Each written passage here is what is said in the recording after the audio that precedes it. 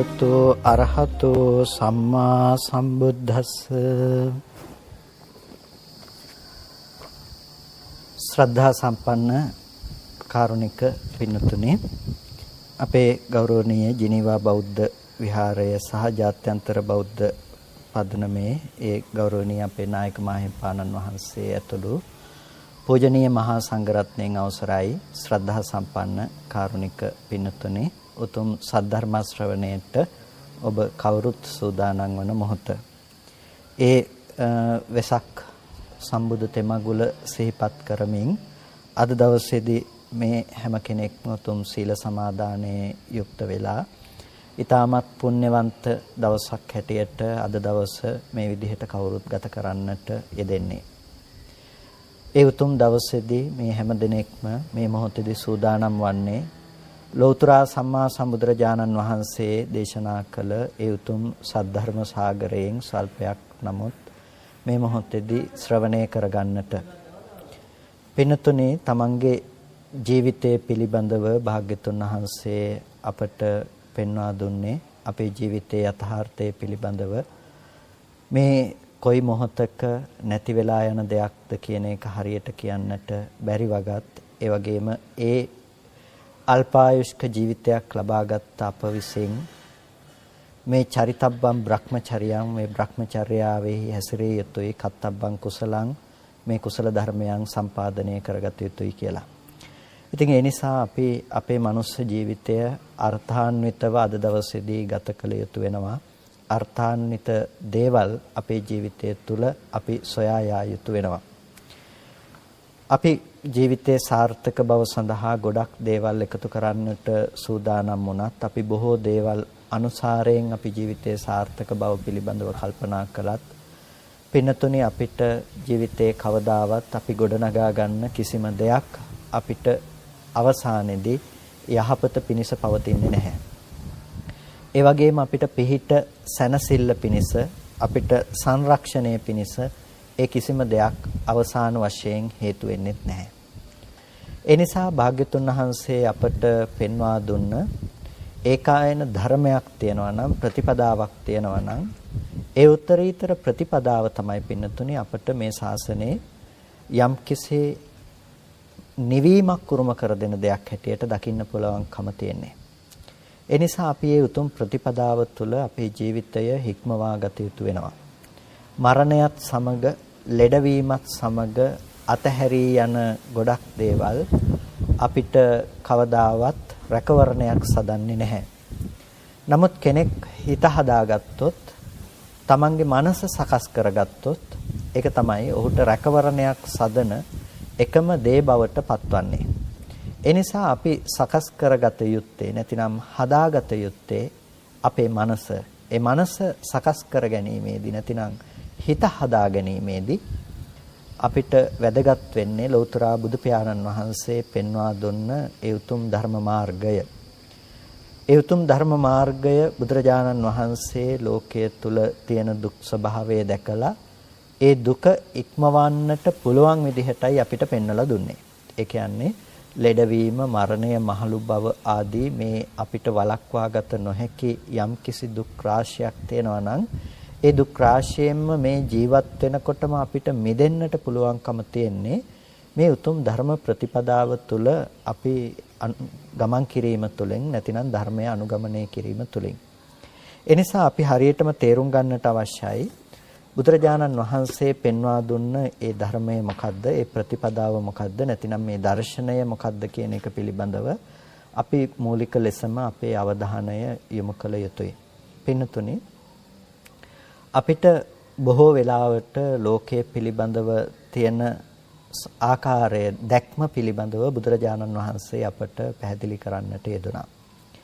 ඒක තමයි අපිට දිට්ඨි කියන වචනය තුල අපිට දකින්නට පුළුවන්කම තියෙන්නේ. දිට්ඨි කියන එක පිළිබඳව අපි කතා කිරීමේදී දැක්ම, නැතිනම් දර්ශනය කියලා අපිට සරලව ඒක නිර්වචනය කොට දක්වන්නට පුළුවන්කම තියෙනවා. දිට්ඨි අතර අපි ප්‍රධාන ලෙසම කතා කරන්නේ මිත්‍යා දෘෂ්ටිය පිළිබඳව. මිත්‍යා දෘෂ්ටිය කියලා කියන්නේ වරදවාගත්ත, වැරදි විදිහට ගත් දෘෂ්ටිය පිළිබඳවයි මිච්ඡා දිට්ඨිය කියලා කතා කරන්නේ. එතකොට යම් තැනක මිච්ඡා දිට්ඨිය දිරීමට යනවා නම් මිච්ඡා දිට්ඨිය නැති කරනවා නම් ඒ මිච්ඡා දිට්ඨිය නැති කරන දේ තමයි සම්මා දිට්ඨිය කියලා කියන්නේ.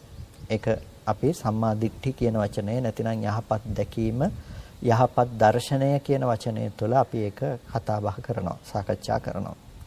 එතකොට මෙන්න මේ මිච්ඡා දිට්ඨි සහ සම්මා දිට්ඨි කියන මේ දෘෂ්ටි දෙක අතර තමයි මේ ලෝකය සහ නිවන පිළිබඳව අපිට කතා කරන්නට තියෙන්නේ. ලෝකයේ යම්කිසි විදිහකින් යම් වැරදි දැක්මක් ලෝකයේ තුල පවත්වනවා නම් අනිත්‍ය ධර්මයන් පිළිබඳව නিত্য වූ සංකල්පනාවන්ගේ ජීවත් වෙනවා නම් අනාත්ම ධර්මයන්ගේ ආත්ම සංකල්පනාවන් තුල ජීවත් වෙනවා නම් අන්න ඒ දේවල් වලට කියනවා අපි දිට්ඨි සහගත මට්ටම් කියලා. තව විදිහකින් කියනවා නම් අපි සංඥා චිත්ත දිට්ඨි වශයෙන් පවත්වන විපල්ලාස ධර්ම හැටියටත් ඒ දේවල් පිළිබඳව හඳුනා ගනු ලබනවා. විපල්ලාස කියලා කියන්නේ හිතේ පෙරළුණු සංඥාවන්. හිතේ විපරීත වෙනස්ව ගියපු ඒ කියන්නේ සාමාන්‍ය ආකාරයට නොපවතින සංකල්ප කියලා ඒ දේවල් වලට කියනවා. අපි ලෝකය අසුරු කරන්නේ බොහෝ අවස්ථාවලදී මෙන්න මේ විදිහට වර්ධවාගත් සංකල්පයන් තුලින්. නැතිනම් වර්ධවාගත් සංඥාවන් තුලින් වර්ධවාගත් චිත්තයන් තුලින් වර්ධවාගත් දිට්ඨීන් තුලින් තමයි ලෝකය අසුරු කරන්නේ. එතකොට කොහොමද මේ සංඥා චිත්ත දිට්ඨි කියන මේ ධර්මයන් අපි වර්ධවාගෙන තියෙන්නේ? ලෝකයේ තුල අපි බලාපොරොත්තු වන විදිය හැකි දේවල් පවතිනවා කියලා අපිට යම් දැක්මක් තියෙනවා නම් අන්න ඒ දැක්මම තමයි පින්නතුනේ අපි වරදවාගත්ත දේ හැටියට භාග්‍යතුන් වහන්සේ අපට පෙන්වා දෙන්නේ. මේ කතා කරන කාරණා ටික ඊටමත් වැදගත් වෙනවා වගේම ඊටමත් ගැඹුරු කාරණා ටිකක් බවට පත් වෙන්නේ. ඒ නිසා ඔබ ඊටමත් සියුම් නුවණින් මේ පිළිබඳව කල්පනා කරන්නට අවශ්‍යයි. මේ පිළිබඳව නුවණ මෙහෙවා සිතන්නට අවශ්‍යයි. බුදුරජාණන් වහන්සේ අපට දේශනා කරන්නේ ධර්මයක් හැටියට ලෝකයේ පිළිබඳව අවබෝධ කරගන්න නැතිනම් ලෝකයේහි කෙලවරට පැමිණෙන්නට කියලා. ලෝකයේ කෙලවරට නොපැමිණ දුකේ කෙලවර කිරීමක් බුදුරජාණන් වහන්සේ අපට පණවන්නේ නැහැ. එහෙනම් අපිට ලෝකයේ කෙලවරකට පැමිණෙන්නට අවශ්‍යයි. ලෝකයේ කෙලවරක් කරන්නට අවශ්‍යයි. එතනදී අපි තේරුම් ගන්නට ඕනේ ලෝකයේ කෙලවර බවට පත්වන්නේ මොකක්ද කියන කාරණාව. එතකොට ලෝකයේ කෙලවර බවට පත්වන්නේ ලෝකයේ යම් තැනකදී ආරම්භ වෙනවා නම් ඒ ආරම්භ වන තැන තමයි ලෝකයේහි කෙලවර බවට පත්වන්නේ.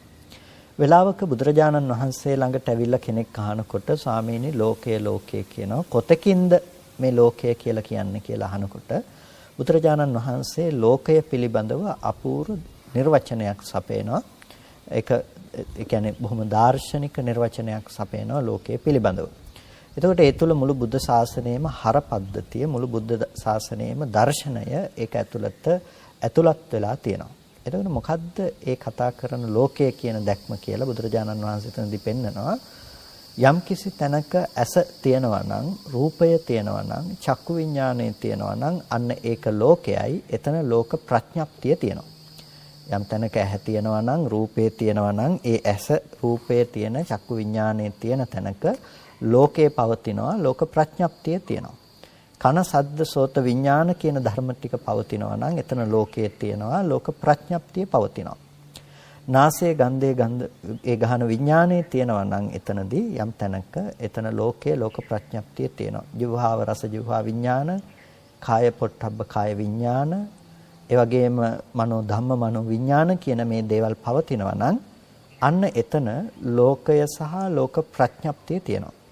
එතකොට බුදුරජාණන් වහන්සේ ලෝකයේ පිළිබඳව ලබා දුන්න නිර්වචනය තමයි මේක. එතකොට දැන් අපිට ලෝකය කියන විෂය සම්බන්ධයෙන් නැතිනම් ලෝකය කියලා කියනකොට අපේ දැක්ම විහිදී යන පරාස දෙකක් තියෙනවා. අපිට දෙකක් දකින්න පුළුවන්කම තියෙනවා. එකක් තමයි භෞතිකව අපිට විශේෂ වෙන ලෝකයේ පිළිබඳව අපි කතා කරනවා මේ ගම් රටවල් නගර මේ ලෝකයක් විදිහට මේ තියෙන මේ පෘථුවිය සහ මේ අනන්ත විශ්වය පිළිබඳව අපි ලෝකය කියන එක පිළිබඳව කතා කරගෙන ගිහිල්ලා අපි සාකච්ඡා කරනවා. එතකොට ලෝකයා රැඳී ඉන්නේ අන්න ඔය මට්ටම තුල නැතිනම් ඔන්න ඔය දිසානතිය තුල තමයි ලෝකය කියන වචනය තුල රැඳිලා ඉන්නේ. එතකොට බුදුරජාණන් වහන්සේ හරියට මේ කෙනකෙනා හඳුනාගත්ත ලෝකය පිළිබඳව හරියට මේ ඒ කියන්නේ අඹ කිනිත්තක් ගහට සම්බන්ධ වෙලා තියෙන පළවෙනි නටුවෙන් අල්ලගත්තා වගේ බුදුරජාණන් වහන්සේ ලෝකය පිළිබඳව නිර්වචනය කරලා දක්වනවා. මොකද්ද? ඇස, රූප, චක්කු විඥාන කියන ධර්මයන් පවතිනවා නම් අන්න එතන ලෝකයේ තියෙනවා. එතන ලෝක ප්‍රඥප්තිය තියෙනවා. එතකොට අපි ලෝකය කෙලවරට පැමිණෙනවා නම් අපි කෙලවරට පැමිණිය යුත්තේ කොතන කෙලවරටද? අපි එහෙනම් ඇසේ කෙලවරට පැමිණිය යුතුයි. අපි රූපයේ කෙලවරට පැමිණිය යුතුයි. චක්කු විඥානයේ කෙලවරට අපි පැමිණිය යුතුයි. ඒකට දැන් මේක ටිකක් අපි දකින්නට අවශ්‍ය වෙන්නේ අර අපි කතා කරපු අර සාමාන්‍ය ලෝකයේ දිසානතියට නැමුණු ලෝකයේ පිළිබඳව නෙමෙයි අපි කතා කළ යුතු වෙන්නේ. මෙතනදී අපි අවධානය යොමු කළ යුතු වෙන්නේ බුදුරජාණන් වහන්සේ ලෝකය කියලා පෙන්වපු අර අනිත් දිශාවට. හරියට අර අඹ කිනිත්තක් ගහට සම්බන්ධ වුණ නටුව වගේ තියෙන තැනක තියෙන කාරණාවට. ඒ තමයි අපි අද කතා කරනවා නම් අපි ලෝකයේ පිළිබඳව ඒ ලෝකයක් ගැන අපි බාහිරට නැඹුරු වෙලා කතා කරන හැම තැනකම අපි කතා කරන්නේ ඇහැට පෙනුන රූප සංඥාවක පිහිටා ඉඳගෙන රූප සංඥාවක් ඇසුරු කරගෙන. ඒ කියන්නේ අපි ඇහෙන් දැකපු රූපය මත පිහිටලා තමයි අපි ලෝකය ගැන කතා කරන්නේ. එතකොට අපි යම්තාක් විශ්වය ගැන කතා කරනවා නම්, තව තාරකා ගැන කතා කරනවා නම්, අපි අනන්ත විශ්වයක් පිළිබඳව කරන සාකච්ඡාව තියෙන්නේ, කතා බහ තියෙන්නේ සම්පූර්ණ කුමකට සාපේක්ෂවද? අපි ඇහැට දකින වර්ණ රූපයකට සාපේක්ෂව රූපේ මත පිහිටලා අපි ඒ දේ ගැන කතා කරනවා. එහෙම නැතිනම් අපි අහපු ශබ්ද ටිකකට සාපේක්ෂව අපි ලෝකයේ පිළිබඳව කතා කරනවා. එහෙමත් නැතිනම් අපි දැනගන්න අරමුණු ටිකක් සිහිපත් කරගෙන අපි ඊට සාපේක්ෂව ලෝකය කියලා කල්පනා කරනවා. දැන් අපි ඇත්තටම ලෝකය කියලා අපි අසුරු කරලා තියෙන්නේ මොන ටිකද කියලා බැලුවොත් ඔබ මනෝවිඤ්ඤාණය නැතිනම් ඔබේ සිතින් ඔබ ඇසුරු කරලා තියෙන්නේ ඔය බාහිර තියෙන කිසිම ලෝකයක් කියනවට වඩා ඔබ ඇසුරු කරලා තියෙන්නේ තැන් කීපයයි. මොනවාද ඒ තැන් ටික?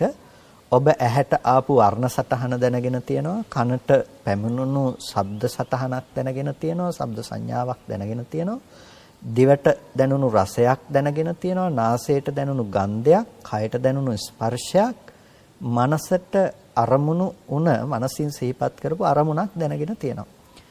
දැන් ඔය ටිකෙන් තොරව ඔබ වෙනත් දෙයක් දැනගෙන තියනවද? ඔය ටිකෙන් තොරව අපි වෙනත් දෙයක් දැනගෙන තියනවද?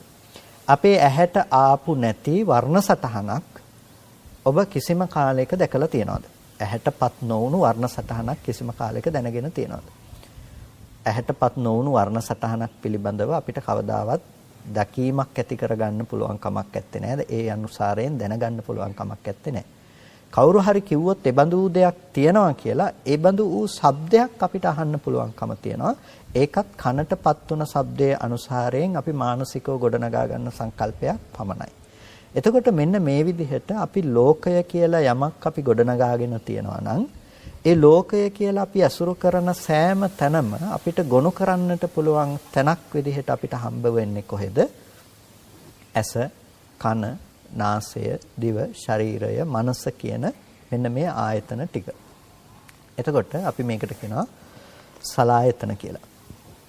එතකොට මෙන්න මේ ආයතන ටික යම් තැනක පවතිනවා නම් ඒ පවතින තැන තමයි ලෝකය සහ ලෝක ප්‍රඥප්තිය තියෙන්නේ කියලා බුදුරජාණන් වහන්සේ දේශනා කරනවා. මේක තමයි අපිට වැදගත්ම දේ වෙන්නේ.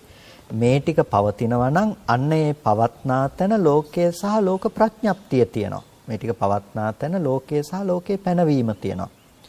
එතකොට දැන් මේ ලෝකය සහ ලෝකේ පැනවීම තියෙනවා කියලා කියන්නේ මේ ටික මත අපේ විඥාණය අපි පිහිටවනවා නම් ඒ කියන්නේ අපේ සිතට මේ ධර්මයන් මත නිමිති ඉතුරු වෙලා තියෙනවා නම් ඔබට එබඳු ලෝකයක් තියෙනවා. එබඳු ලෝකයක් ඇත්තෙක් බවට ඔබපත් වෙලා තියෙනවා.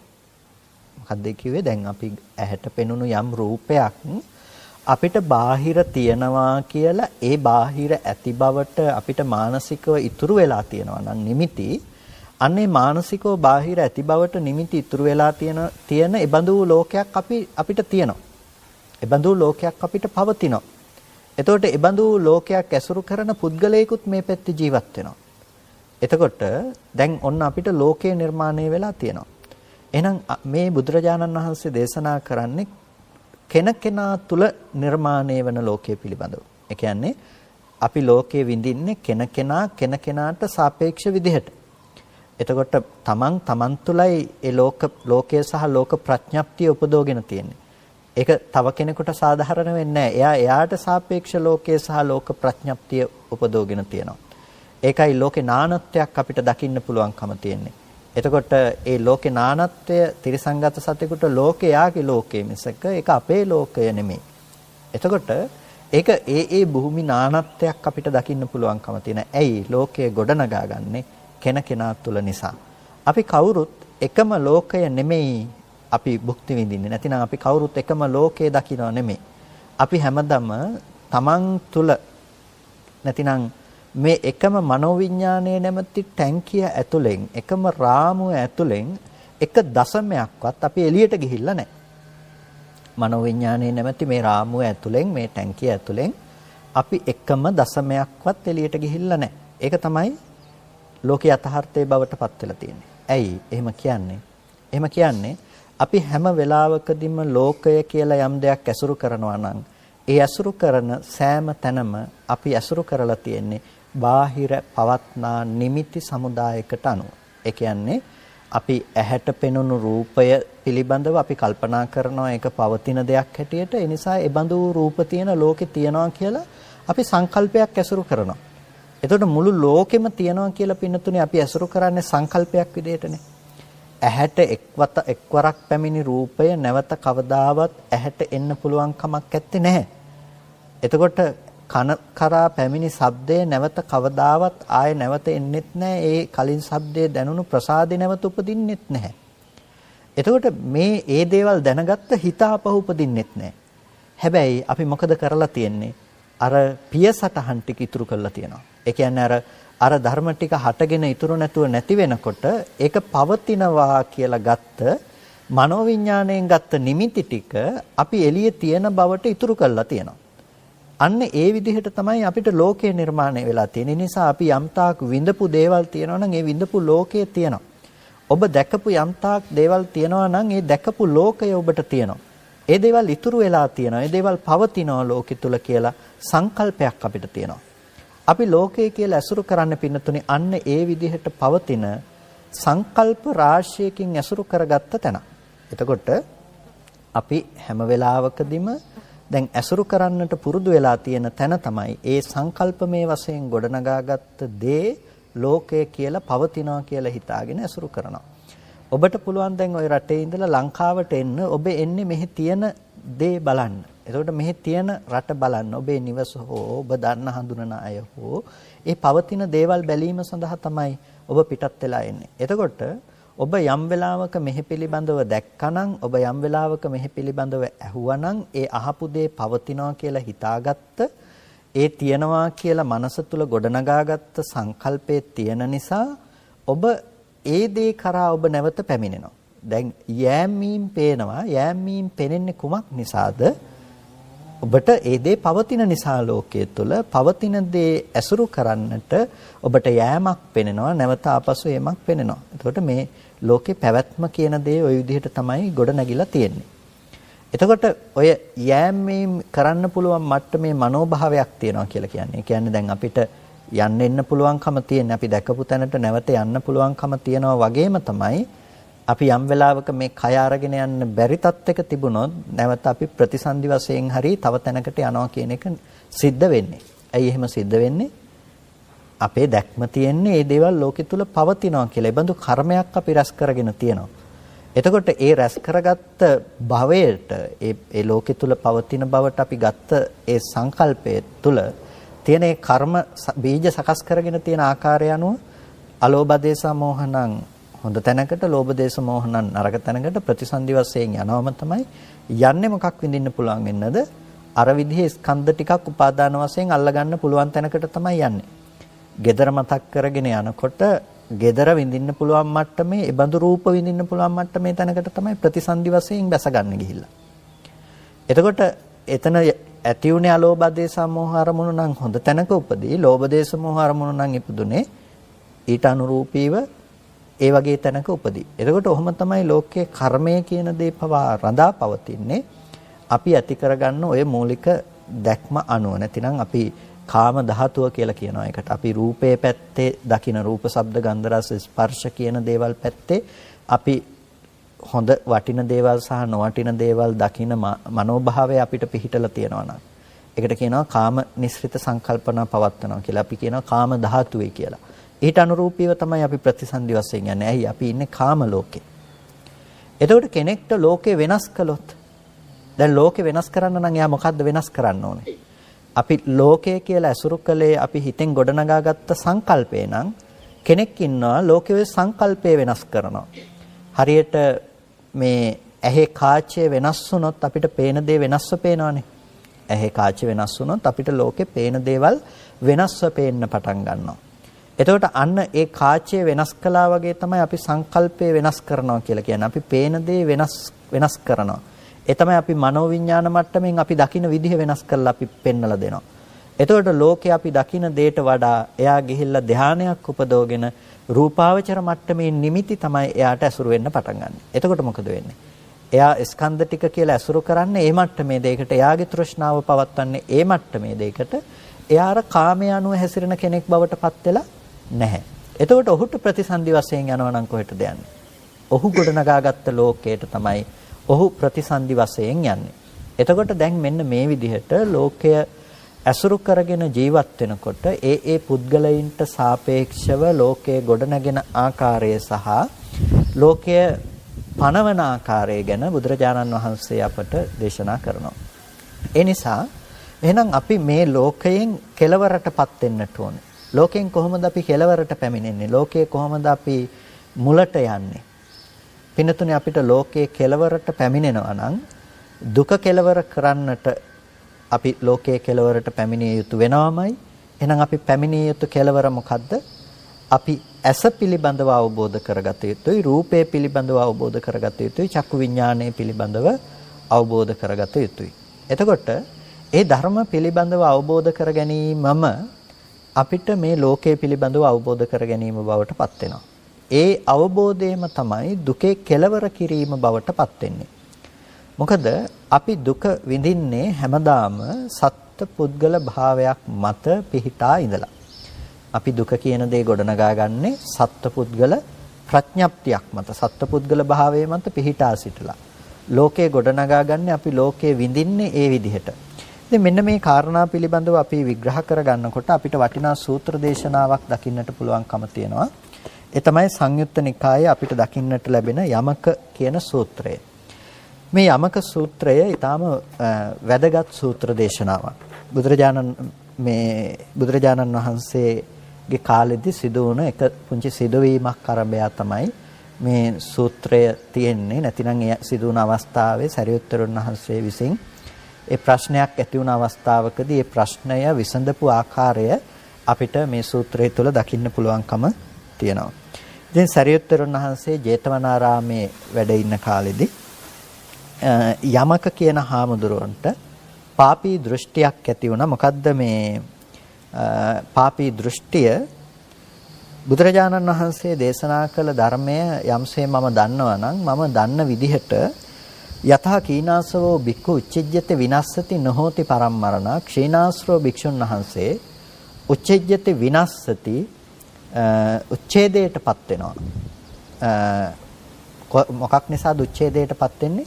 පරං මරණ, මරණයෙන් මත්තේ උච්ඡේජ්ජති, උච්ඡේදයටපත් වෙනවා. ඒ කියන්නේ මුල සිඳීමකට ලක් වෙනවා. නැවත පෙනීමක් නැහැ එතන. විනස්සති, විනාශයටපත් වෙනවා. නොහෝති, ඇත්තේ නැහැ. මරණින් මත්තේ සිඳීමකට යනවා, වෙනසීමකට යනවා. මරණින් මත්තේ නැහැ. කවුද? යතහ කීනාසවෝ භික්ඛු, ක්ෂීනාශ්‍රව භික්ෂුන් වහන්සේ.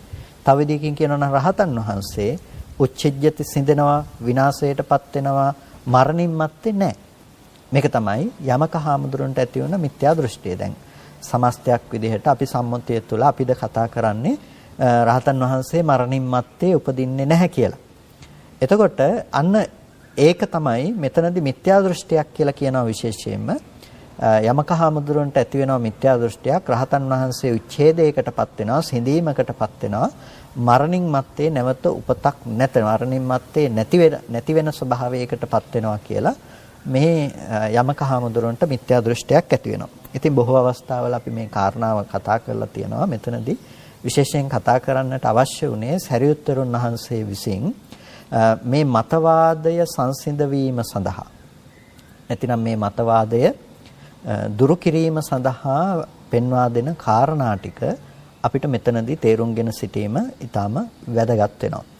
එතකොට මෙන්න මේ යමක හාමුදුරන්ට මේ වගේ මිත්‍යා දෘෂ්ටියක් ඇති වුනහම අද කාලේ වගේ නෙමෙයි යම් මිත්‍යා දෘෂ්ටියක් ඇති වුනහම ඒ මිත්‍යා දෘෂ්ටිය ඇති කරගත්ත කෙනත් ඇති කරගන්නේ ඒක ඇත්තමයි කියලා හිතාගෙන යා දෘෂ්ටිගත වෙන්නේ අර බොරුවට ධර්මයේ විනාශ කිරීම පිණිස මතයක් දරාගෙන යෑමක් නෙමෙයිනේ මෙතනදී තියෙන්නේ. එයා හිතනවා ඒක තමයි නිවැරදි ධර්මය, ඒක තමයි ඇත්ත දේ කියලා හිතාගෙන තමයි එයාගේ දෘෂ්ටියට අනුගතව වාසය කරන්නේ. ඉතින් ඒ නිසා එයත් එක්ක ඕන කෙනෙකුට සාකච්ඡා කරන්න පුළුවන්කම ඉඩ ප්‍රස්තාව සලසා දීලා තියෙනවා. ඉතින් යමක හාමුදුරුවෝ ළඟට ඒ කාලේ හිටපු අනිත් හාමුදුරුවරු ගිහිල්ලා මේ කරුණ ගැන සාකච්ඡා කළා. මේ කරුණ ගැන සාකච්ඡා කරනකොට මේ යමක හාමුදුරුවන්ගේ ස්ථාවරය හොලවන්න යමක හාමුදුරු ඉන්න තැන ගැන වෙනමම වෙනස් කරලා ධර්ම ඇත්ත කාරණාව මොකද්ද කියලා ඉස්මතු කරන්නට ඒ භික්ෂුන් වහන්සේලාට හැකියාවක් තිබුණෙත් නැහැ. එතකොට යමක හාමුදුරුවෝ ඒ ස්ථාවරයේම රැඳිලා හිටියා. මේ විදිහට බුදුරජාණන් වහන්සේ දේශනා කරපු විදිහ අරගෙන බැලුවත් රහතන් වහන්සේ මරණින් මත්තේ ඉන්න විදිහක් නැහැ. විනාශයටපත් වෙනවා, සිඳෙනවා, වෙනසෙනවා, මේක වෙන්න පුළුවන් කමක් නැහැ කියලා. ඉතින් හාමුදුරුවෝ අවවාද කළා නොඑක් අවවාදයන්ගෙන්. නමුත් යමක හාමුදුරුවෝට නොඑක් විදිහට මේ ගැන කිව්වත් ඒ කියන්නේ හාමුදුරුවෝ කියන්නේ කොහොමද යමක මාවුසෝ යමක එවන් අවච ඇවත් යමකේනේ මෙහෙම කියන්න එපා ඔබ. මා භගවන්තං අබ්භාචික්ඛේ භාග්‍යතුන් වහන්සේට අභ්‍යක්ඛායනය කරන්න එපා ඔබ. ඒ කියන්නේ භාග්‍යතුන් වහන්සේට දොස් කියන්න එපා, මූලිකව දොස් කියන්න එපා. ඔබ බුදුරජාණන් වහන්සේ දේශනා කරපු නොකරපු දෙයක් ওই විදිහට කළා කියලා කියන එක බුදුරජාණන් වහන්සේට දොස් කීමක්. ඒක කරන්න එපා ඔබ. නහි සාදු භගවතෝ අබ්බක්ඛාන. භාග්‍යතුන් වහන්සේට ওই විදිහට අභ්‍යක්ඛායනය කරන එක, බොරුවට දොස් කියන එක නොකල යුතු දෙයක්. නහි භගවා එවං වදෙය. භාග්‍යතුන් වහන්සේ කොයි වෙලාවකවත් මෙහෙම කියලා නැහැ. කීනාසෝ බික්ඛු කායස්ස බෙහෙදා උච්චජ්ජති විනස්සති නොහෝති පරම්මරණ. සීනාසෝ භික්ෂුන් වහන්සේ මේ කය බිඳීමෙන් පස්සේ ගිහිල්ලා උච්චජ්ජති විනාශයටපත් වෙනවා, විනාශති මේ වෙනසෙනවා, නොහෝති ඒ මරණින් මත්තේ ඇත්තේ නැති බවටපත් වෙනවා කියලා මෙහෙම වචනයක් බුදුරජාණන් වහන්සේ දේශනා කළා නැහැ. ඒ නිසා යමක ඔබට මෙබඳු වූ භාෂිතේ රුචි නොවේවා. එතකොට මේ බඳු මේ දේ ඉන්න එපා මතවාදේ. ඔබ මේක බුදුරජාණන් වහන්සේ දේශනා කළා කියලා මේ නොකරපු දෙයක් කළා කීමෙන් වෙන්නේ බුදුරජාණන් වහන්සේට අමූලිකව දොස් පැවසීමක්. ඒ නිසා ඒක කරන්න එපා කියලා වික්ෂුන් වහන්සේලා අවවාද කරනවා යමක හාමුදුරන්ට. නමුත් යමක හාමුදුරන්ට තේරෙන්නෙම උන්වහන්සේ අවබෝධ කරගෙන ඉන්නෙම උන්වහන්සේගේ මතය අනුව මේ රහතන් වහන්සේ මරණින් මත්තේ උපදින්න විදිහක් නැහැ. එතනින් පස්සේ සිඳිලා විනාශ වෙලා යනවා කියලා. එතකොට යමක හාමුදුරුවන්ගේ මතය මේ බවට පත් වෙලා තියෙනකොට දැන් මේක හොඳ අවස්ථාවක්. දැන් මේ සමහර වෙලාවට අපේ සමාජය තුළ තියෙන යම් දුර්මතයක් මේ අර ධර්මයේ තේරුම් ගන්නට අවශ්‍ය දැන් තම නැනපමණින් දැනගත යුතුයි කියලා. ධර්මයේ තේරුම් ගන්නට තියෙන්නේ තම තමන්ගේ ප්‍රඥා ප්‍රමාණය අනුවයි කියලා. තම තමන්ගේ ප්‍රඥා ප්‍රමාණයට ධර්මයේ තේරෙනවා එක හරි. හැබැයි ධර්මය අවබෝධ කරගත යුත්තේ තම තමන්ගේ ප්‍රඥා ප්‍රමාණයට නෙමෙයි. මොකද්ද? තමන්ගේ ප්‍රඥා සීමාව පටු නම් ඔහු අවබෝධ කරගන්න සීමාව පටුයි.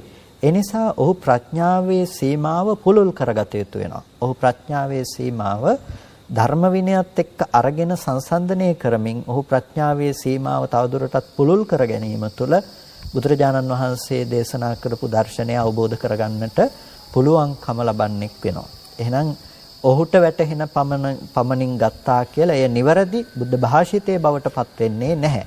එහෙනම් ධර්මයේ නිවැරදි බවට පත් වෙන්නේ මොකද්ද? යථාර්ථය අනුව යෑමෙන්.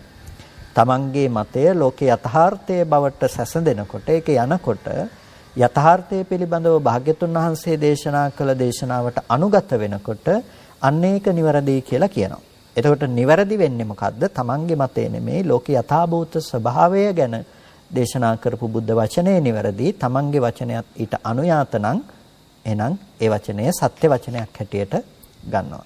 හැබැයි තමන්ගේ වැටහීම අරකට ගැලපෙන්නේ නැති වෙන්න පුළුවන්කම තියෙනවා.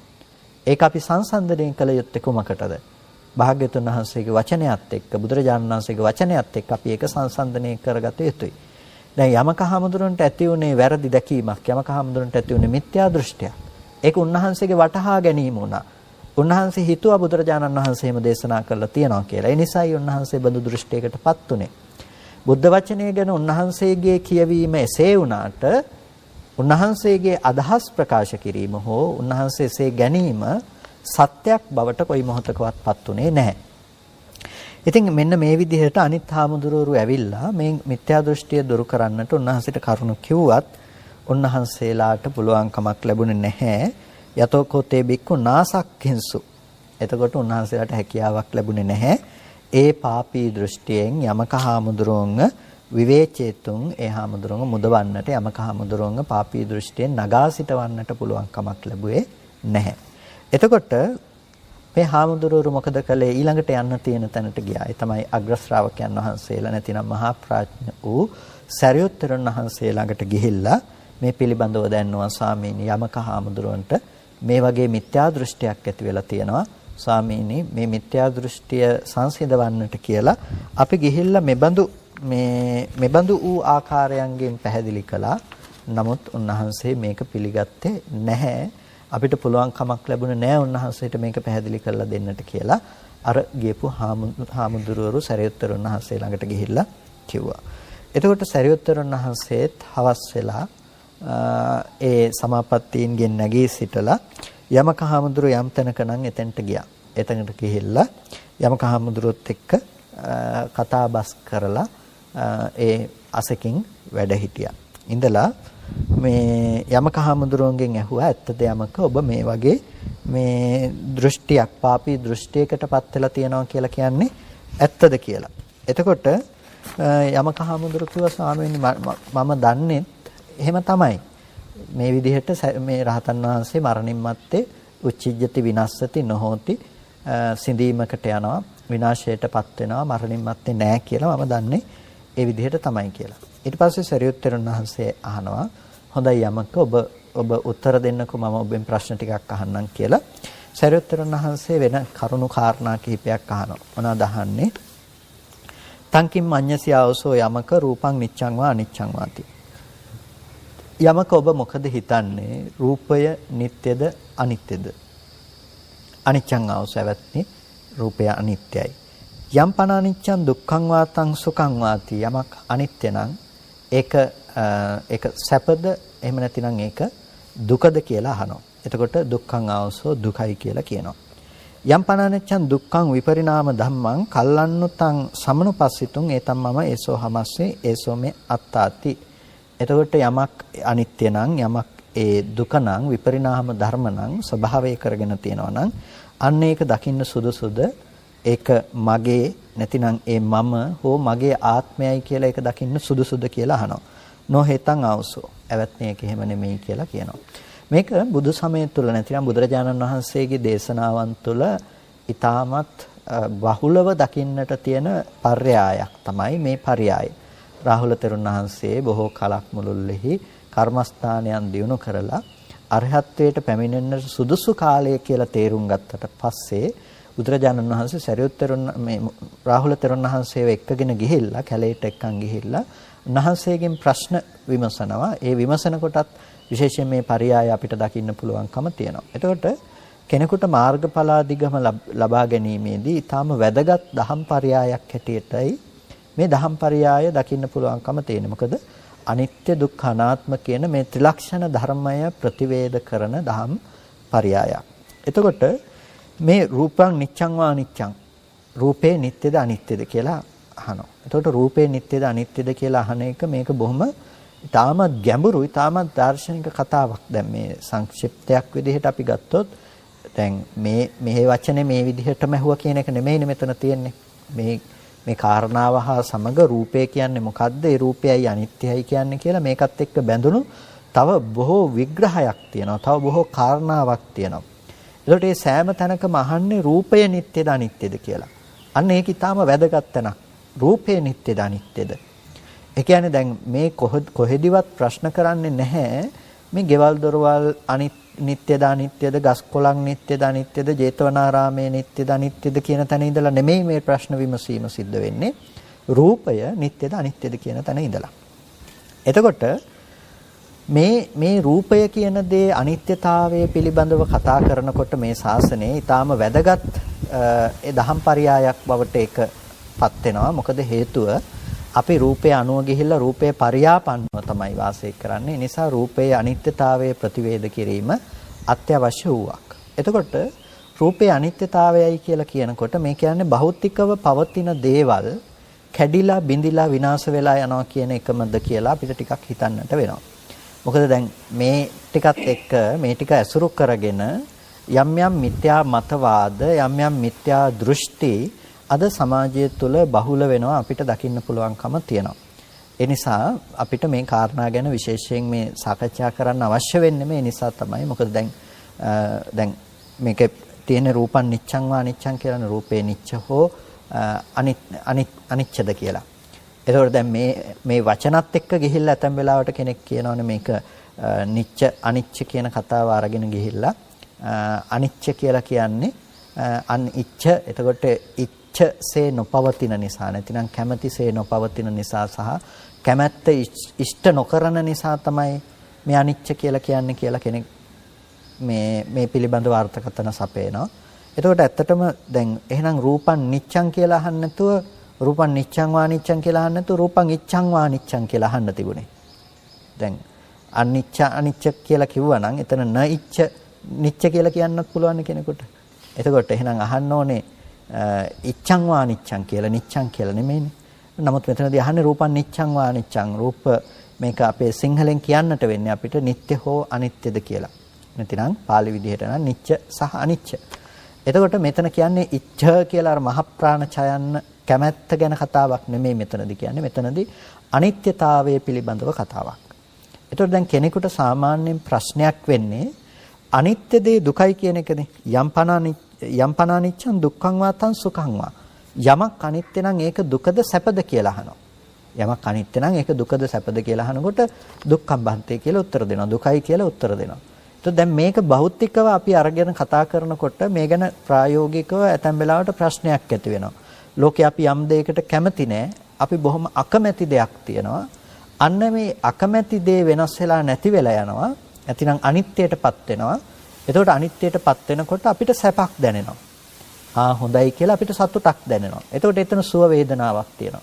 එතකොට එහෙනම් මේ කියන විදිහට යම් පනනච්චන් දුක්ඛං වාතං සුඛං කියනකොට යමක් අනිත්‍ය නම් ඒක සැපද දුකද අහනකොට දුකයි කියලා දෙන උත්තරේ දෙන්න බෑ. සමහර දේවල් අනිත්‍ය වෙනකොට එහෙනම් සැප ඇවිල්ලා තියනවා නේද කියලා කෙනෙක් මේ පිළිබඳව භෞතිකව තර්ක කරලා තමයි ස්මතු කරන්න හදන්නේ. නෑ මෙතනදී කියන්නේ මේ අනිත්‍ය කතාවක් නෙමෙයි. මෙතනදී කියන්නේ ඉෂ්ට වූ කැමැති විදිහට මේ ලෝකයමක් පවතින්නේ නැති එක දුකයි කියලා අර්ථකථනයක් දෙන්න හදන්නේ. නමුත් මෙතනදී අපිට පොදුවේ කැමැති විදිහට පැවතුනත් නැතත් එතන තියෙන දුකක් ගැනයි මේ කතා කරන්නේ.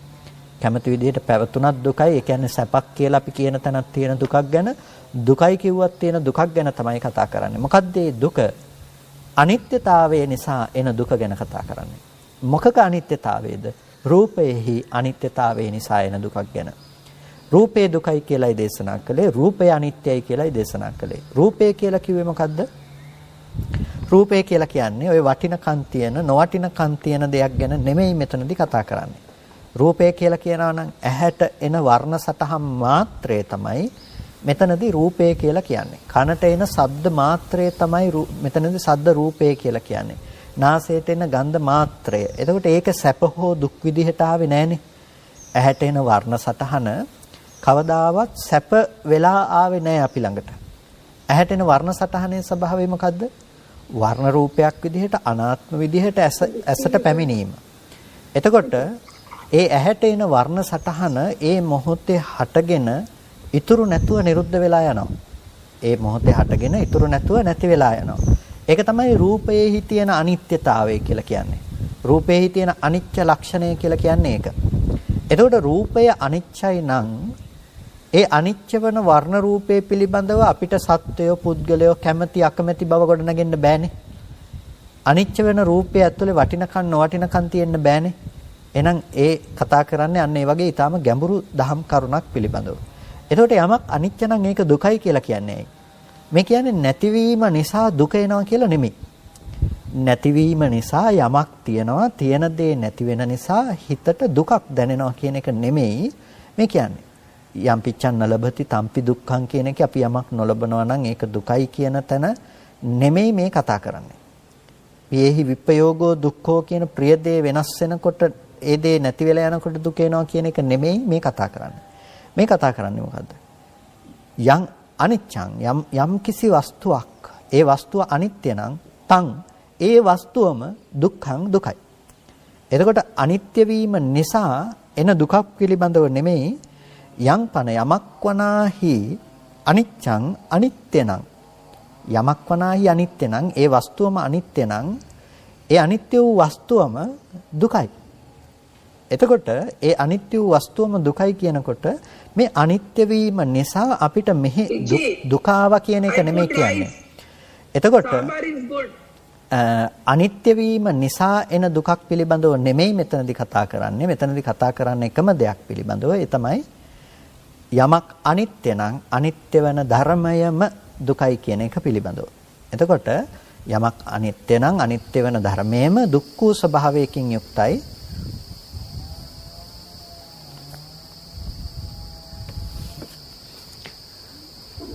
යමක් අනිත්‍ය නම් ඒ අනිත්‍ය වූ ධර්මයේම දුක් වූ ස්වභාවයෙන් යුක්තයි. එතකොට මෙතනදී කතා කරන්නේ ඒ අනිත්‍ය වූ ධර්මයේම දුක් වූ ස්වභාවයකින් යුක්ත දුක්ඛ ලක්ෂණයක් පිළිබඳව මිසක කායික හෝ මානසිකව දැනෙන හුදු දුකක් දෝමනසයක් පිළිබඳව නෙමෙයි. එතනකට පමණක් සීමා කිරීමක් නෙමෙයි මේ කතා කරන යමක් අනිත්‍ය නම් අනිත්‍ය ධර්මයේම දුකයි කියලා කියන තැන. එතකොට ලෝකේ සැප වේදනාව සංකත ධර්මයක්. ඒක හේතු නිසා උපදින දෙයක්.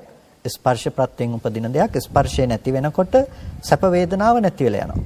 එතකොට ඒක උපදින්නේ හේතු නිසා. එහෙනම් හේතු නැති වෙනකොට නැති වෙනවා නම් ඒ හේතු නැති වෙනකොට නැතිව යන දුක්ඛ ලක්ෂණය එතන තියෙනවා. එහෙනම් සැප වේදනාවද දුකයි කියන අවබෝධයක් ප්‍රඥාවෙන් දැකීමකුයි මෙතන කරන්නේ. ඒක විඳීමක් නෙමෙයි. ඒක විඳීමක් නෙමෙයි. එතකොට යදනිච්ඡන් තන් දුක්ඛං කියන එකේදී අපි අර ඉච්ඡ කියන වචනේ දාලා උතනදී කතා කළොත් අපි කැමති විදිහට ලෝකේ පවතින් නැති වෙනකොට අපිට දුක එනවා කියන තැනින් අපි කතා කළොත් අපි කතා කරන්නේ පින්නතුනේ අපි මානසිකව ලැබෙන දුකක් ගැනනේ.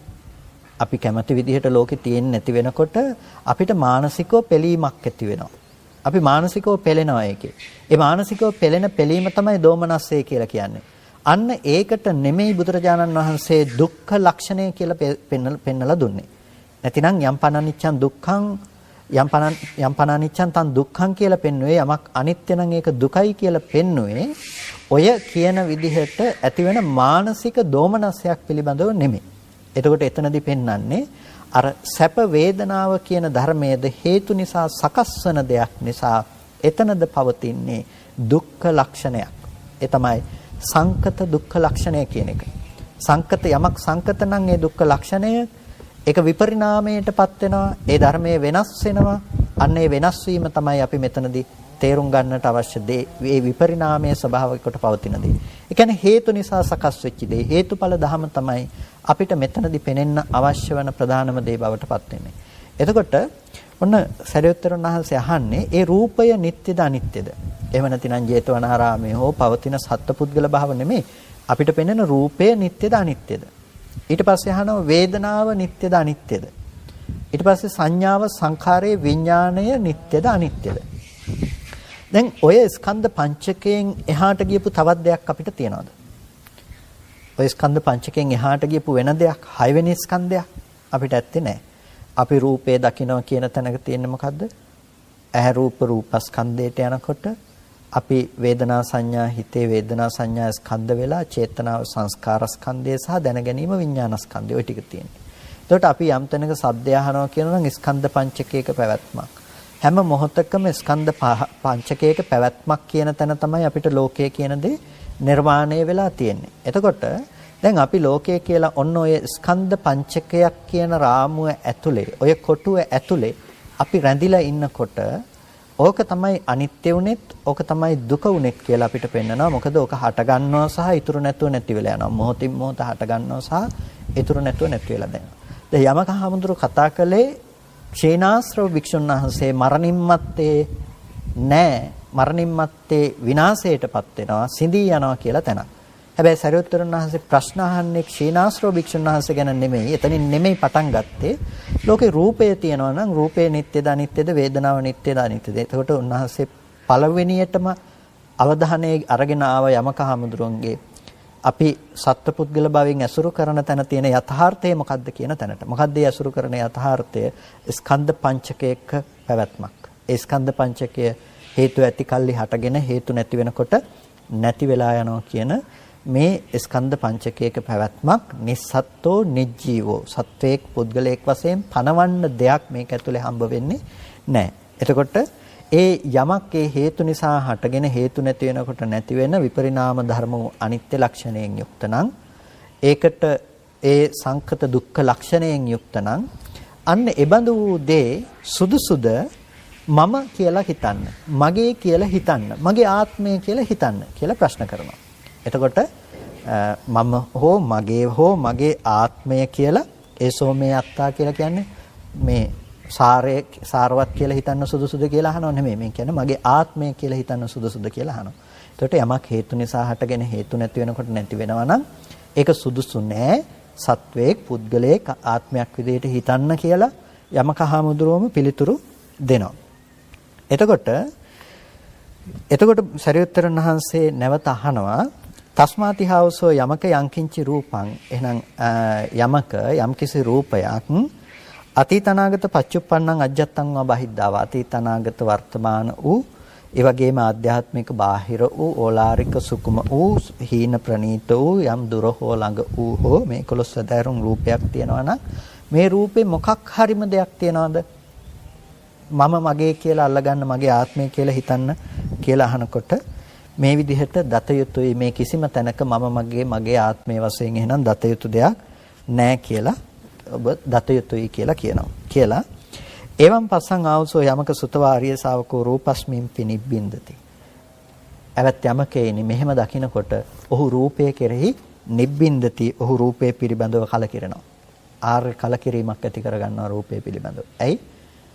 රූපේ පිළිබඳව කලකිරනවා කියලා කියන්නේ මේ අපිට පේන එළියේ තියෙන වස්තු පිළිබඳව කලකිරන බව නෙමෙයි මේ කතා කරන්නේ. ඔබ ඒක හොඳටම මතක තියාගත යුතුයි.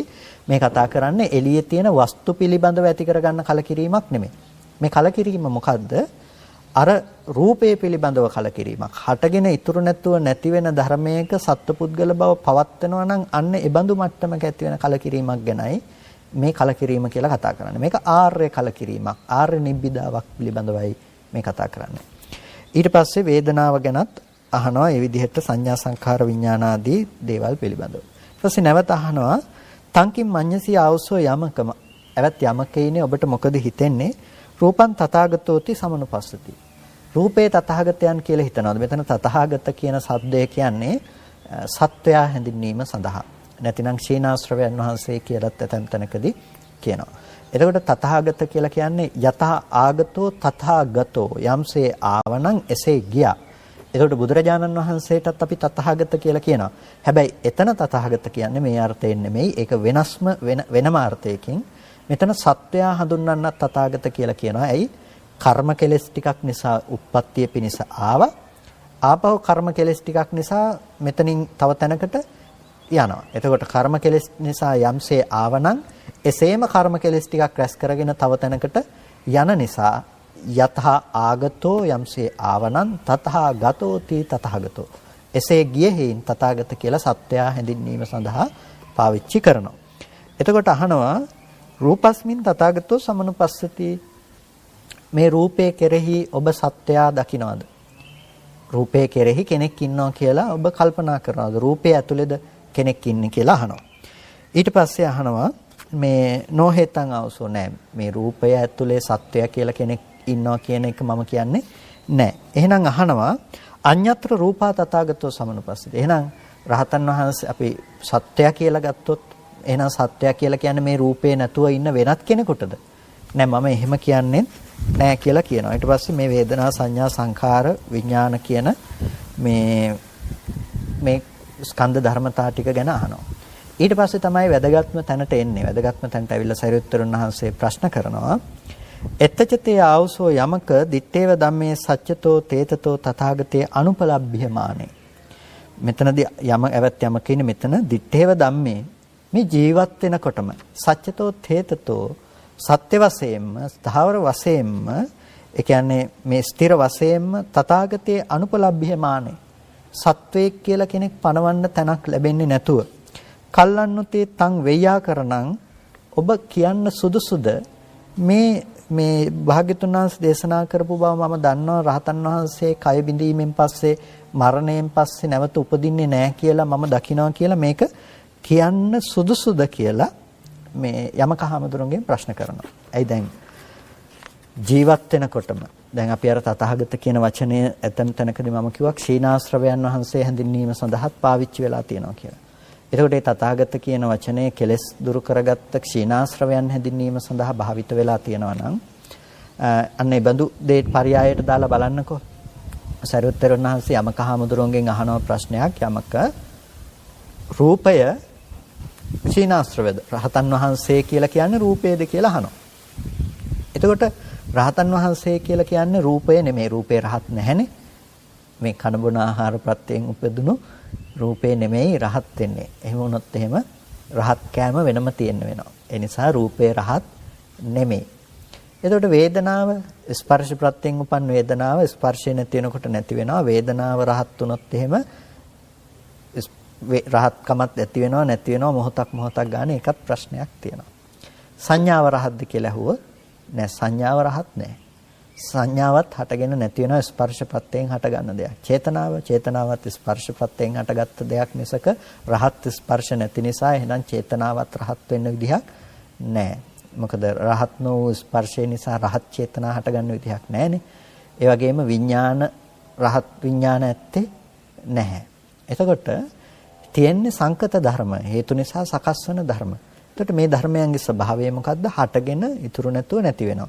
මේ එකක් ඇතුළේවත් සත්වයා දකින්න නැතිනම් රහතන් වහන්සේ දකින්න පුළුවන් කමක් නැහැ. රහතන් වහන්සේව පණවන්න පුළුවන් රූප වේදනා සංඥා සංකාර විඥාන කියන එකක්වත් නැහැ. එහෙනම් මේ ටික නැතුව රහත් වෙච්ච වෙන කවුරු හරි හිටියද? මේ ටික නැතුව රහතන් වහන්සේ කියලා වෙනත් කෙනෙක්ද එහෙනම් රහතන් වහන්සේ කියන්නේ? මේ ටික නැතුව එතකොට කියනවා නෑ රහතන් වහන්සේ කියලා වෙනත් කෙනෙක් පණවන්න පුළුවන්කම මේ ටික නැතුව වෙනම රහතන් වහන්සේ දකින්න පුළුවන්කමකුත් නෑ. එතකොට සරියුත්තරුන් වහන්සේ ඊළඟ ප්‍රශ්නය අහනවා. එහෙනම් යමක මේ ජීවත් වෙනකොටම මේ පවතිනවා කියන තැනදිම අපිට රහතන් වහන්සේ කියලා පුද්ගලයෙක් පෙන්වන්න බෑ නම් මේ ජීවත් වෙනවා කියන තැනම මේ පවතිනවා කියලාද කියන තැනම මේ අදත් රහතන් වහන්සේ කියලා පුද්ගලයෙක්ව පණවන්න බෑ නම් එහෙනම් ඔය මොන රහතන් වහන්සේද මරණින් මත්තේ උපදින්නේ නැහැ කියලා කියන්නේ. මරණින් මත්තේ නැහැ කියලා කියන්නේ මොන රහතන් වහන්සේද කියලා අහනවා. අන්න එතකොට තමයි යමක හාමුදුරුවෝ මේ කතාව හරියටම තේරුම් ගන්න. එතකොට දැන් මේ කතාව කිව්වේ මේ සූත්‍ර දේශනාව අපි අරගෙන කතා කළේ මෙතනදී අපිට පුද්ගල සංඥාව බැස ගන්න ආකාරය පිළිබඳව අපිට මතු කර ගන්නට අවශ්‍ය නිසා. ඒ කියන්නේ අපි හැම වෙලාවකදීම කල්පනා කරනවා රහතන් වහන්සේ පිළිබඳව කල්පනා කරත් මම පිළිබඳව කල්පනා කරත් තව අය පිළිබඳව කල්පනා කරත් අපි හැම වෙලාවකදීම කල්පනා කරන්නේ මොකක් පිළිබඳවද? රූප, වේදනා, සංඥා, සංඛාර, විඥාන කියන ස්කන්ධ පංචකයක් පිළිබඳව. එතකොට මේ ස්කන්ධ ධර්මතා ටික අපි සත්ව පුද්ගල ආත්ම භාව වශයෙන් අපි නැවත ඇසුරු කරනවා. ඒක තමයි අද අපි කරන දේ බවට පත් වෙන්නේ. එතකොට අපි ඒක සත්ව පුද්ගල ආත්ම භාව වශයෙන් නැවත අල්ල ගන්නකොට, දැඩිව ග්‍රහණය කර ගන්නකොට අපිට ලෝකේ පවතින දේවල් වෙනමත් ඒ දේවල් භුක්ති විඳින තමන්වත් වෙනම දකින්න පුළුවන්කම තියෙනවා. රූපේ එළිය හම්බ වෙනවා කියලා අපි හිතනකොටම ඒ රූපේ විඳින මම කියලා පුද්ගලයෙක්ව මේ පැත්තේ අපි නිර්මාණය කරගන්නවා. මේ විදිහට තමයි අපි ලෝකය සහ පුද්ගල බව කියන දේ අද පවත්වාගෙන තියෙන්නේ. කුමක් ඇතිකල්හිද? ස්කන්ධ පංචකයක් ඇතිකල්හි. ස්කන්ධ පංචකය අසුරු කරගෙන තමයි ওই සත්ව පුද්ගල බව උපදවගෙන තියෙන්නේ.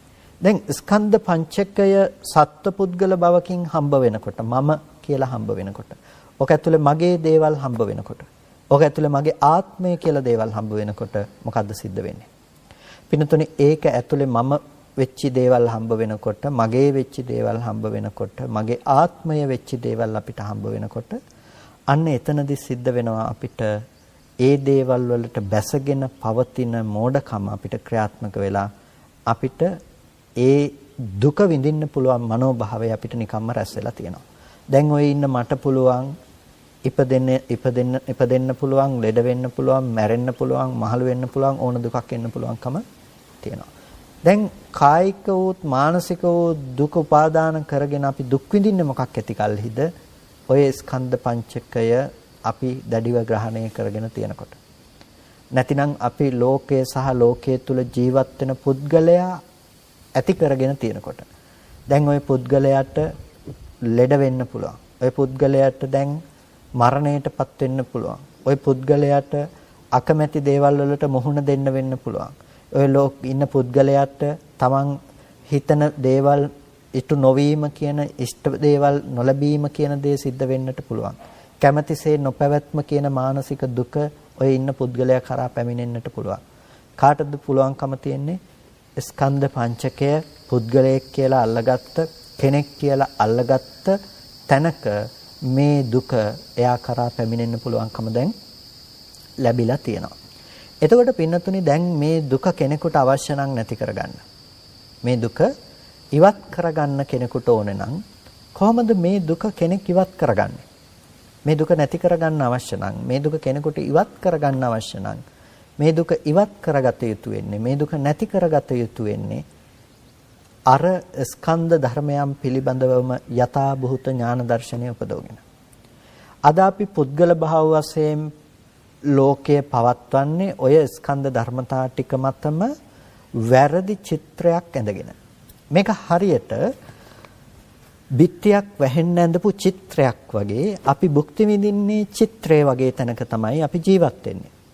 එතකොට අපි අද දක්ෂ වෙන්නට ඕනේ ඒ චිත්‍රයට ඇතුලෙන් තියෙන යථාර්ථය දකින්න. ලෝකයා හැමදාම දක්ෂ වෙන්නේ, ලෝකයට හැමදාම පුළුවන්කම ලැබිලා තියෙන්නේ චිත්‍රය කියන මතු පිට රැඳිලා ඉන්න විතරයි. ඒක ලෝකේ යථාර්ථය නෙමෙයි. ඒ නිසා ලෝකයා හැමදාම චිත්‍රයට තණ්හා කරගෙන චිත්‍රය ලබා ගැනීමට උත්සාහවත් වෙලා චිත්‍රය මතම ලෝකයා මැරිලා යනවා.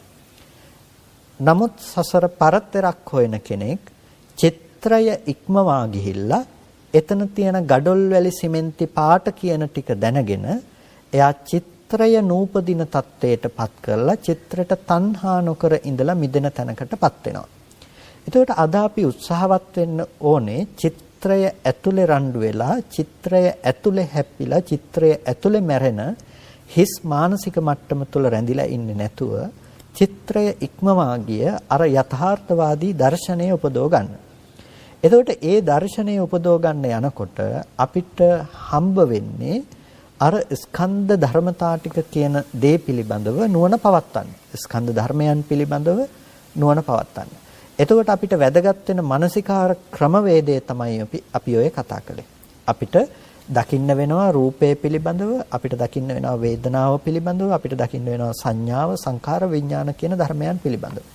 එතකොට රූපය පිළිබඳව අපි දකින්න යනකොට අපිට හම්බ වෙනවා ඇහැ පැත්තෙන් අපිට රූපය ඇසුරු වෙනවා, කන පැත්තෙන් ඇසුරු වෙනවා, නාසය, දිව, කය පැත්තෙන් අපිට රූපය ඇසුරු වෙනවා. එතකොට ඒ සියලු රූපය අපි මෙතනදී ඇතුළත් කරලා දත යුතුයි.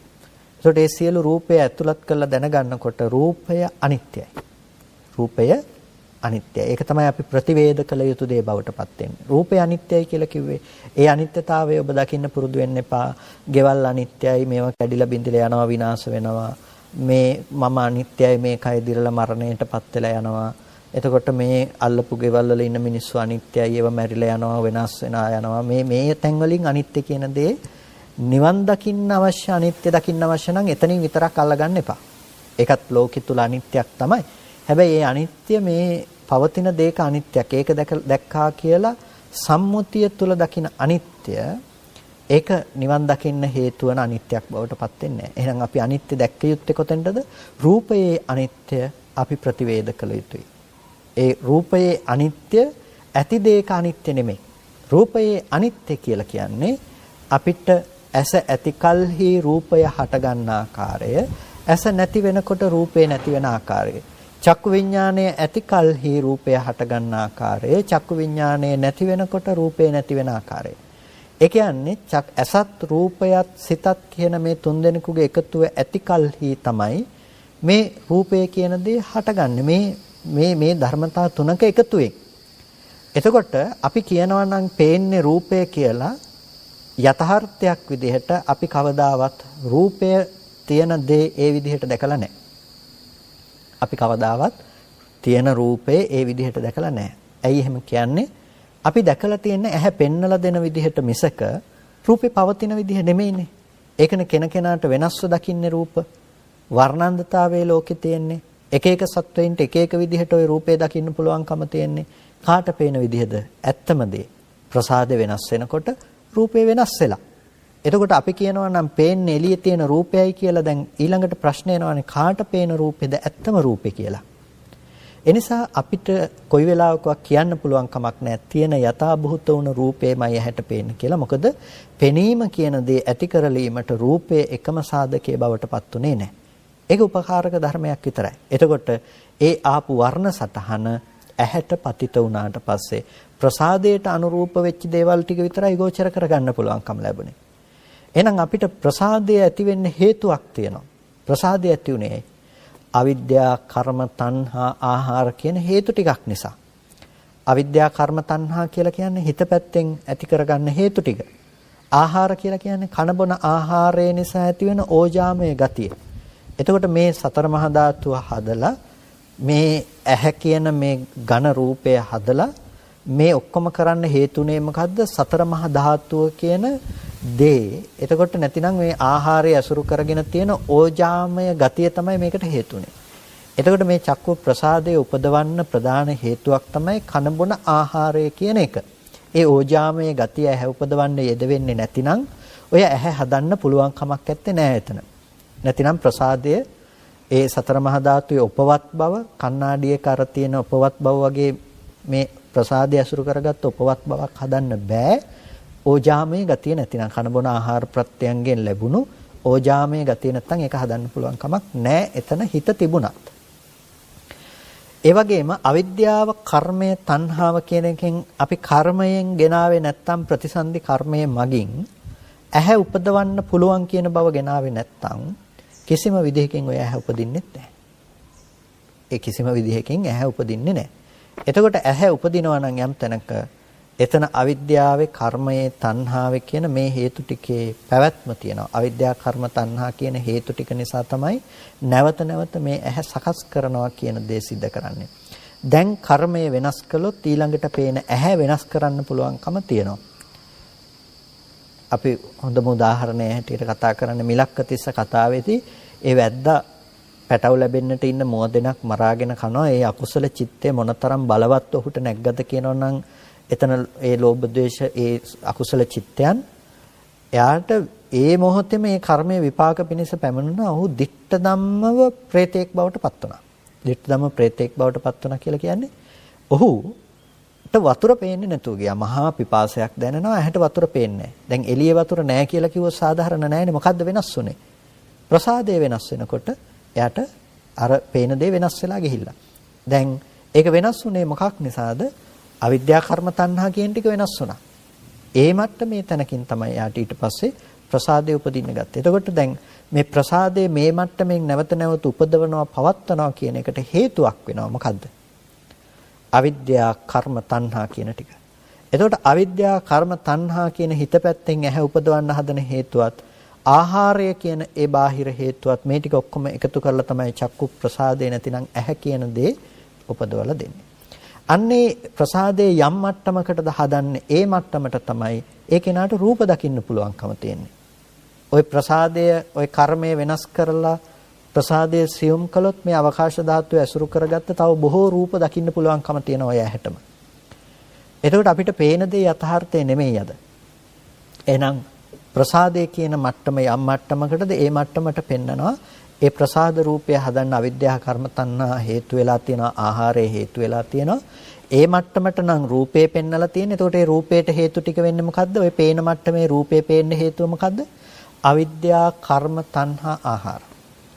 එනිසා රූපේට හේතුව හැටියට පෙන්වන්නෙත් අවිද්‍යා, කර්ම, තණ්හා, ආහාර කියන හේතු ටික. ඒ කියන්නේ ඔබට තියෙන මේසේ එළියේ පේනවා, පේන මේසයක් තියෙනවා. ඒ මේසෙට හේතුව අවිද්‍යා, කර්ම, තණ්හා, ආහාර කියලා නෙමෙයි. ඔය ඇහැ හැදුවේ අවිද්‍යා, කර්ම, තණ්හා, ආහාර කියන හේතු ටික නිසා ඇසට යම් රූපයක් ගෝචර කරගන්නවා නම් ඇස කරා පැමිණුණු ඒ රූපයත් අවිද්‍යා, කර්ම, තණ්හා, ආහාර කියන ටික නිසා ඒ මට්ටමෙන්ම තමයි පෙන්වන්නේ. එතකොට මේ කතා කරන්න පින්නතුනේ අර එළියේ සතර මහා ධාතු ඇසුරු කරගෙන තියෙන වර්ණ රූපය ගැන නෙමෙයි මේ කතා කරන්නේ. ඇසටපත් උන ආපාතාගම උන වර්ණ රූපය ගැනයි මේ කතා කරන්නේ. ඒකනේ අපිට දැනගන්න පුළුවන්කම තියෙන්නේ. එළියේ තියෙන වර්ණ රූපය ගැන නෙමෙයිනේ අපි ඇහැට ගැටෙන්නේ. අපිට ගැටෙන්නේ ඇහැට ආපාතාගම උන. නැතිනම් ඇහැට පැමිණුණු, ඇහැටපත් උණු වර්ණ සටහන්. ප්‍රසාදයට වැටුණු ඡායාව. දැන් ඔය දෙක තිබුණත් අපිට දකින්න පුළුවන් කමක් නැත්තේ නෑ. අපිට එතෙන්ට මොකද්ද යොමු වෙන්න අවශ්‍ය වෙන්නේ? අපිට එතනට යොමු කරගන්නට අවශ්‍ය වෙනවා හිත. ඒකට කියන අපි චක්කු විඥානය කියලා. ඔන්න ඔය තුන ඇති වෙනකොට ඔන්න අපිට ඇති වෙලා තියෙනවා පෙනීම කියන දේ. අපිට පෙනීම කියන කාරණේ ඇති වෙලා. එතකොට යම් තැනක පෙනීම කියන දේ නිර්වාණය වීම සඳහා ඔය හේතු තුනක් වැය වෙලා තියෙනවා. දැන් අපි කියනවා නම් රූපෙයි පෙනුනේ කියලා අනිත් දෙක අතහැරලා දාලා මේක සාධාරණද? ඒ රූපය කියලා අපි බාහිරට පවරා දෙනවා නම් ඒක සාධාරණ නෑ. නමුත් අපි මනෝවිඤ්ඤාණයේ පැත්තෙන් හැමදම කරන්නේ මොකද්ද? පේන්නේ රූපයයි කියලා බාහිරට නිමිති විදිහට දේවල් ඉතුරු කරන එක. පේන්නේ රූප කියලා බාහිරට නිමිති විදිහට දේවල් ඉතුරු කරන එක. අන්න ඒක තමයි අද අපි නොකල යුතු දේ බවට පත් වෙන්නේ. එහෙනම් ඒකට අපිට දකින්න වෙනවා රූපය අනිත්‍යයි කියලා, ඇස අනිත්‍යයි කියලා. අර විඥාණය අනිත්‍යයි කියන එක අපිට දකින්න වෙනවා. නාම රූප ධර්මයන්ගේ සංකත ලක්ෂණය ප්‍රතිවේද කිරීමෙන් තමයි අපිට මේ කාරණය අවබෝධ කරන්නට පුළුවන්කම තියෙන්නේ. එනිසා අපි ධර්මය පරිශීලනය කළ යුත්තේ අන්න එතනට යන්න. බුදුරජාණන් වහන්සේ අපිට මඟ කිව්වේ, අපිට ප්‍රතිපදාව පැනෙව්වේ එතනට යන්න. ඔබ උත්සාහවත් විය යුත්තේ එතන අවබෝධ කරගන්නට, එතනටපත් වීම සඳහා. එනිසා ඔබත් අද දවසේදී ඔබේ නුවණ විශේෂයෙන් භාවිත කළ යුතු වෙනවා. ඒ විපස්සනා වීතිය තුළ අනිත්‍ය දුක්ඛ අනාත්ම කියන ත්‍රිලක්ෂණ ධර්මය ප්‍රතිවේද කිරීම සඳහා ඒ සඳහා ඔබට උත්සාහවත් වන්නට කියලා බොහොම කල්යාණ මිත්‍ර භාවයෙන් සිහිපත් කරනවා.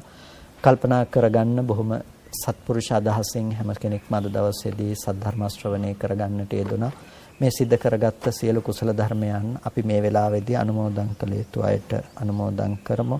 පළමුවෙන් අපට අර්ථයෙන් ධර්මයෙන් අනුශාසනා කරන අපේ ධර්මාචාර්ය අවසරයි මාංකඩවල සුදස්සන ස්වාමීන් වහන්සේට, අවසරයි මාංකඩවල නන්දරතන ස්වාමීන් වහන්සේට, ස්වාමීන් වහන්සේලා දෙනමතම උතුම් නිවනින් සැනසීම පිණිස මේ කුසලයේ හේතු පාරමිතාවක්ම වේවා කියලා අපි ආශිර්වාද කරනවා. ඒ වගේම මේ උතුම් කුසලය සියලු දෙවියන්ටත් අනුමෝදන් කරමු. දෙවියෝ මේ පින් සතුටින් සාදුනාදයෙන් අනුමෝදන් වනු ලබත්වා. දෙවියන්ට මේ පින් උතුම් නිවනින් සැනසෙන්නටම හේතු පාරමිතාවක්ම වේවා කියලා සාදු කියලා හැමදෙනාම පින් අනුමෝදන් කරන්න. ඒ වගේම ඔබ සෑම සියලු දෙනා නමින් මිය පරලෝක ගිහිල්ලා යම් ඥාතිවරයෙක් පින් බලාපොරොත්තු වෙනවා නම් ඒ සෑම සියලු ඥාති වර්ගයාටම මේ පින තමන් කළ පිනක් මේ සතුටින් සාදුනාදයෙන් අනුමෝදන් වන්නට ලැබේවා. ඥාතීන්ට උතුම් නිවනින් සැනසෙන්න මේ කුසලය හේතු පාරමිතාවක්ම වේවා කියලා සාදු කියලා මේ පින් අනුමෝදන් කරන්න.